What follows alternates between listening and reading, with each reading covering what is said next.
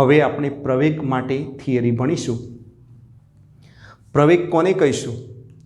તો જ્યારે કોઈ પદાર્થ ગતિ કરતો હોય અને સમય સાથે તેના વેગમાં ફેરફાર થતો હોય ત્યારે પ્રવેગી ગતિ મળે છે। આપણે આ રીતે વિચારી શકીએ કે કોઈ t1 સમયે પદાર્થનો વેગ v1 હોય અને t2 સમયે પદાર્થનો વેગ v2 હોય, તો એ પદાર્થ માટે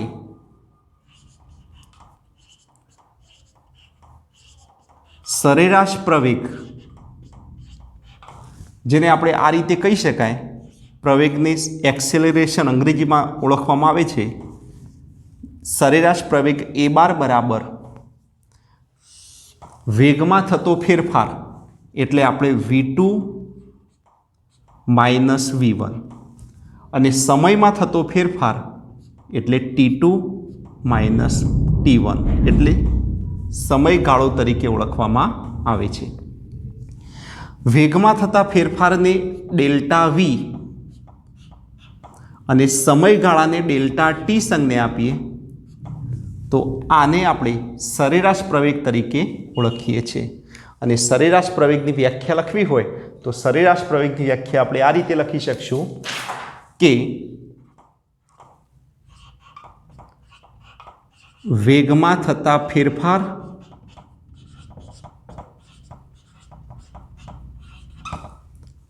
અને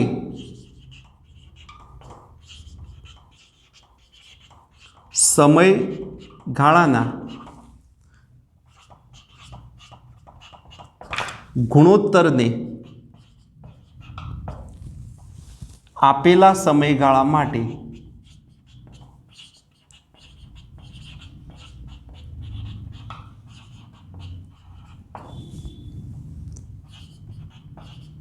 સરેરાશ પ્રવેગ કહે છે। હવે આપણે વિચારીએ કે આ સરેરાશ પ્રવેગ a બાર જો આ સમયગાળો ઘણો નાનો લઈએ તો સૂક્ષ્મ સમયગાળા માટે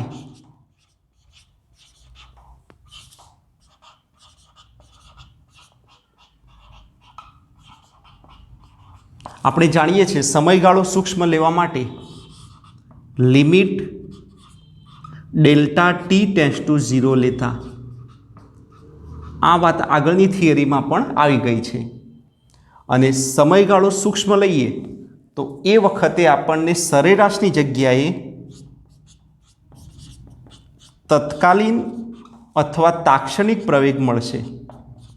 અને તત્કાલીન પ્રવેગ એ બરાબર જેના ઉપરથી સરેરાશનું ચિહ્ન નીકળી જાય છે, આ બાર સંજ્ઞા નીકળી જાય છે, તો તત્કાલીન પ્રવેગ બરાબર limit delta T tends to 0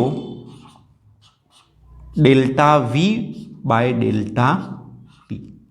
એટલે આપણે અહીં એવું કર્યું કે સરેરાશની જગ્યાએ તત્કાલીન અથવા તાક્ષણિક પ્રવેગ લખવા માટે આ જગ્યાએ limit delta T tends to 0 સમયગાળો શૂન્યની નજીકનો એકદમ નાનો સમયગાળો લીધો છે। હવે આપણે વિચારીએ કે સમયગાળો સૂક્ષ્મ લઈએ તો એ વખતે એ બરાબર ડેલ્ટાની જગ્યાએ ડીવી બાય ડીટી તરીકે ઓળખવામાં આવે છે। તો આ પ્રમાણે તત્કાલીન પ્રવેગનું સૂત્ર થઈ જાય છે।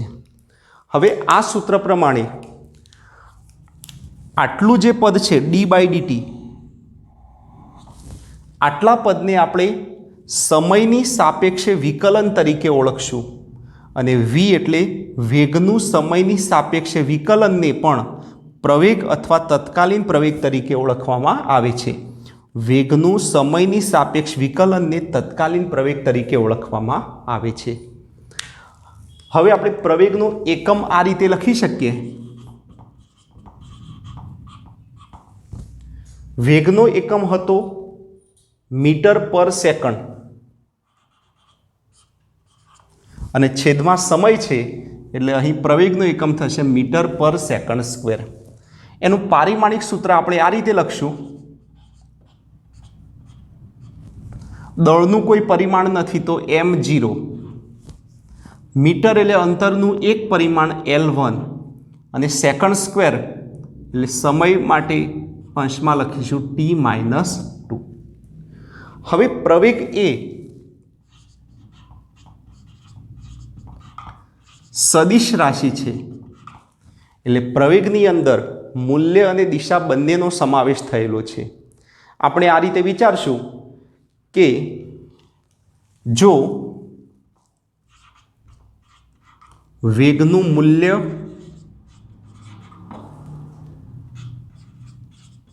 દિશા કે બંને બદલાય તો પ્રવેગ મળે છે. એટલે વેગનું મૂલ્ય બદલાશે તો પણ પ્રવેગ મળશે, વેગની દિશા બદલાશે તો પણ પ્રવેગી ગતિ મળશે અને બંને બદલાય તો પણ પ્રવેગ મળશે. એટલે પ્રવેગ એ સદિશ રાશિ છે. બીજું આપણે કહી શકાય કે જે રીતે વેગનું મૂલ્ય ધન, ઋણ કે શૂન્ય હોઈ શકે એ રીતે પ્રવેગનું મૂલ્ય પણ અથવા પ્રવેગ પણ ધન, ઋણ કે શૂન્ય હોઈ શકે. તો આ પ્રમાણે આપણે આખી વાત વિચારવાની. જ્યારે અચળ પ્રવેગ હોય ત્યારે કોઈ સમયગાળા માટે સરેરાશ પ્રવેગ અને કોઈ ચોક્કસ ક્ષણે તત્કાલીન પ્રવેગ એ આ બંને પ્રવેગ સમાન મળે છે. આપણે આ રીતે વિચારશું કે પ્રવેગની ચોક્કસ વ્યાખ્યા લખવી હોય તો આ રીતે લખી શકાય કે એકમ સમયમાં વેગમાં થતા ફેરફારને પ્રવેગ કહે છે.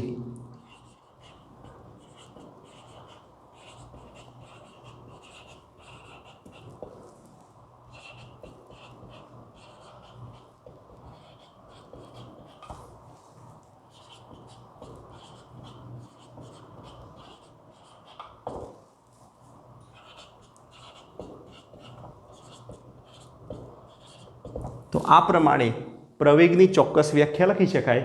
એકમ સમયમાં વેગમાં થતા ફેરફારને પ્રવેગ કહે છે. આ પ્રમાણે સરેરાશ પ્રવેગની વ્યાખ્યા લખી શકાય. આ સરેરાશ પ્રવેગનું સૂત્ર, એના ઉપરથી તત્કાલીન પ્રવેગનું સૂત્ર આ મેળવી શકાય. વેગનું સમયની સાપેક્ષે વિકલનને તત્કાલીન પ્રવેગ કહે છે. આ પ્રવેગનું એકમ, પારિમાણિક સૂત્ર, સદિશ રાશિ, પ્રવેગ ધન, ઋણ કે શૂન્ય હોય અને અચળ પ્રવેગ માટે સરેરાશ પ્રવેગ અને તત્કાલીન પ્રવેગ સમાન હોય છે. હવે આપણે જુદા જુદા આલેખ ઉપરથી પ્રવેગને વ્યાખ્યાયિત કરીશું.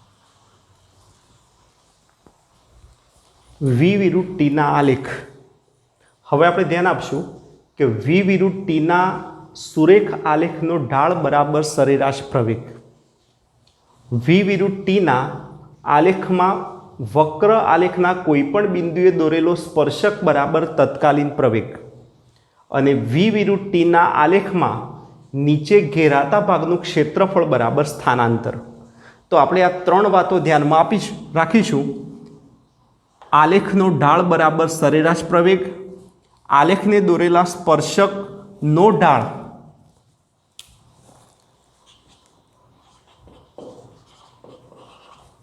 બરાબર તત્કાલીન પ્રવેગ અને આલેખમાં ઘેરાયેલા ભાગનું ક્ષેત્રફળ, એને આપણે સ્થાનાંતર નામ આપીશું. હવે આપણે V વિરુદ્ધ ટીના આલેખની અંદર જો આ પ્રમાણે આલેખ મળતો હોય તો આ આલેખમાં એવું બતાવી શકાય કે સમય વધે છે પણ એનો વેગ બદલાતો નથી. હવે સમય સાથે વેગ ના બદલાતો હોય તો એ વખતે પ્રવેગ બરાબર શૂન્ય થશે. આ જે ગતિ છે આ ગતિ માટે વેગ અચળ અને પ્રવેગ ક્યારે મળશે તો સમય સાથે જ્યારે વેગ બદલાતો હોય તો પ્રવેગ મળશે, પરંતુ અહીં વેગ અચળ છે એટલે આવી ગતિ માટે પ્રવેગ એ બરાબર શૂન્ય. જો આ પ્રમાણે આલેખ મળતો હોય તો આનો મતલબ એવો થાય કે સમય સાથે વેગ પણ વધતો જાય છે અને સમય સાથે વેગમાં સુરેખ આલેખ મળે છે. આનો મતલબ થાય કે સમય સાથે વેગનો વધારો પણ એક ધારો થાય છે. એટલે આવી ગતિ માટે, આવી ગતિને આપણે પ્રવેગી ગતિ, અચળ પ્રવેગી ગતિ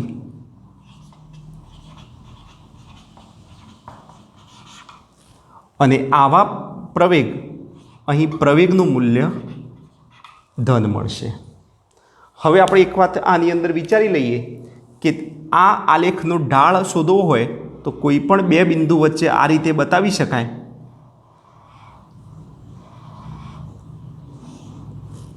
આટલો એ વેગનો ફેરફાર ડેલ્ટા વી છે અને આ સમયનો ફેરફાર ડેલ્ટા ટી. આ પ્રમાણે પણ આપણે આને બતાવી શકીએ છીએ.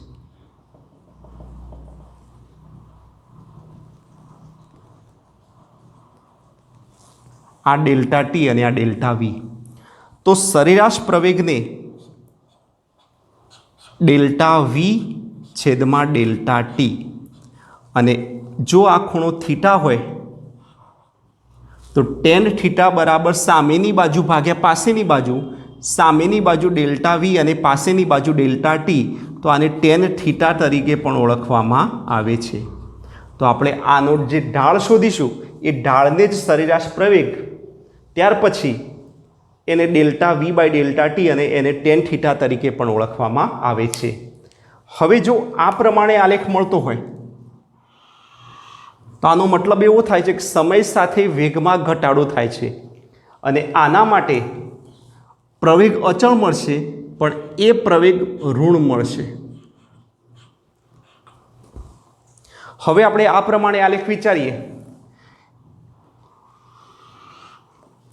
સમય સાથે વેગ તો વધે છે, પણ એ વધવાનો જે દર છે ને એ ધીરે ધીરે ઘટતો જાય છે. સમય સાથે વેગ વધે છે, પણ વેગનો જે વધારો થાય છે એનો દર ઘટતો જાય છે, અને એ વખતે આ પ્રવેગને આપણે ઘટતો પ્રવેગ તરીકે ઓળખશું. જો આ પ્રમાણે પ્રવેગ મળતો હોય તો સમય સાથે વેગ તો વધે છે, પણ એ વેગના વધવાનો દર પણ વધતો જાય છે. માટે આવા આલેખ માટે આને આપણે વધતો પ્રવેગ તરીકે ઓળખશું.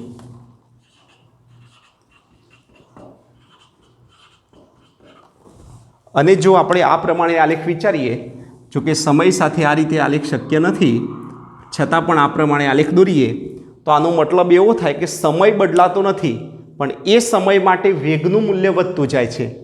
એટલે વેગ વધે છે, માટે આવા આલેખ માટે આપણે જો પ્રવેગ કહેવો હોય તો એને આપણે અનંત પ્રવેગ તરીકે ઓળખશું. તો આ પ્રમાણે વી વિરુદ્ધ ટીના આલેખ પરથી પ્રવેગ શૂન્ય, પ્રવેગ ધન, પ્રવેગ ઋણ, ઘટતો પ્રવેગ, વધતો પ્રવેગ અને અનંત પ્રવેગ, આ પ્રમાણેના આલેખ આપણે બતાવી શકશું.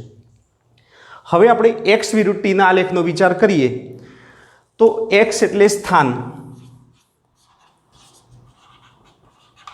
સ્થાનનું એકવાર વિકલન કરીએ તો dx બાય dt, તો એને આપણે વેગ તરીકે ઓળખીએ છીએ. હવે આપણે આનું ફરીથી વિકલન કરીએ તો એક્સનું ફરીથી વિકલન કરીએ તો એને આપણે આ રીતે લખી શકીએ d2x બાય dt². આને એક્સનું બે વાર વિકલન અથવા દ્વિતીય ક્રમનું વિકલન તરીકે ઓળખવામાં આવે છે.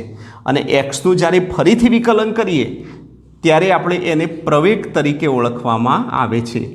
સ્થાનનું એકવાર વિકલન બરાબર વેગ, અને સ્થાનનું બે વાર વિકલન, આટલી જે સંજ્ઞા છે એ સંજ્ઞાએ બે વાર વિકલન, સમયની સાપેક્ષ વિકલન દર્શાવે છે, તો એને આપણે પ્રવેગ તરીકે ઓળખશું. એટલે સ્થાનનું બે વાર વિકલન કરીએ અને પ્રવેગ મળે છે, માટે આ એક્સ વિરુદ્ધ ટીના આલેખમાં એની વક્રતાના આધારે આપણે પ્રવેગને વ્યાખ્યાયિત કરી શકીએ.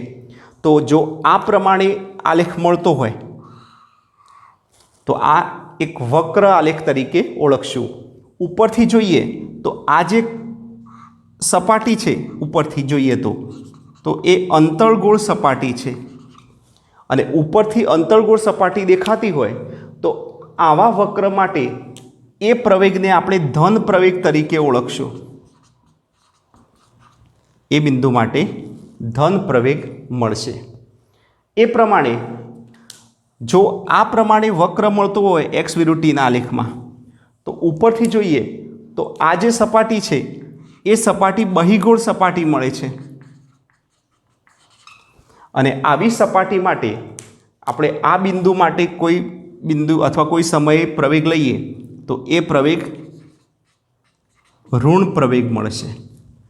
અને જો કોઈ વક્રતા ના મળતી હોય, વક્રતાના આધારે પ્રવેગ નક્કી થાય છે. અહીં વક્રતા અંતર્ગોળ બહિર્ગોળ, તો એ રીતે ધન પ્રવેગ ઋણ પ્રવેગ, પણ આમાં વક્રતા મળતી નથી. વક્રતા નથી અને વક્રતા નથી માટે આવા આલેખ માટે પ્રવેગ શૂન્ય મળશે. તો આ પ્રમાણે એક્સ વિરુદ્ધ ટીના આલેખના આધારે ધન પ્રવેગ ઋણ પ્રવેગ અને શૂન્ય પ્રવેગને વ્યાખ્યાયિત કરી શકીએ છીએ.